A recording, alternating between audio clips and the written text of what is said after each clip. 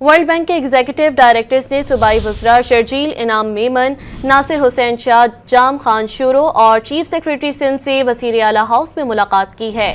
World bank के executive directors ने सूबाई वज़रा से मुलाकात की है, जिनमें शर्जील इनाम मेमन, नासिर हुसैन शाह, जाम खान शूरो और चीफ सेक्रेटरी सिंध भी शामिल हैं।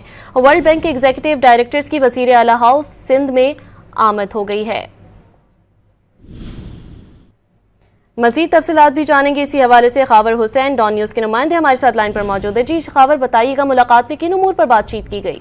और जी 2 दहाई बाद वर्ल्ड बैंक के एग्जीक्यूटिव डायरेक्टर ने पाकिस्तान का दौरा किया है। वज़ीर आला हाउस आमद पर वक्त की सीनियर मिनिस्टर शर्जील इनाम मेमन, प्लानिंग एंड डेवलपमेंट के मिनिस्टर नासिर हुसैन शाह और चीफ सेक्रेटरी सिंध से वर्ल्ड बैंक के जो वक्त था उन्होंने इस्तकबाल किया। उसके बाद सिंध में होने वाले मंसूबों के हवाले से ब्रीफिंग दी गई है। वर्ल्ड बैंक के वक्त में शामिल इस वक्त जो लोग थे उन्होंने शुक्रिया अदा किया वज़ीर आला का। उन्होंने मुलाकात में सूबाई वज़ीर नासिर हुसैन शाह, जाम खान शोरो, चीफ सेक्रेटरी आसिफ हैदर शाह और मुतल्लिका सेक्रेटरीज ने मुलाकात की और वर्ल्ड बैंक के वक्त ने people's housing for flood effective के मंसूबे को कामयाबी पर खराज तहसीन पेश किया। इसके साथ ही साथ वक्त ने SPHF को एक मिसाली मंसूबा करार देते हुए इसे आलमी सतह पर इसकी तवज्जो दिलाने की भी जरूरत पर जोर दिया। वक्त की सीनियर मिनिस्टर शर्जील इनाम मेमन और प्लानिंग एंड डेवलपमेंट के मिनिस्टर नासिर हुसैन शाह और चीफ सेक्रेटरी सिंध से जो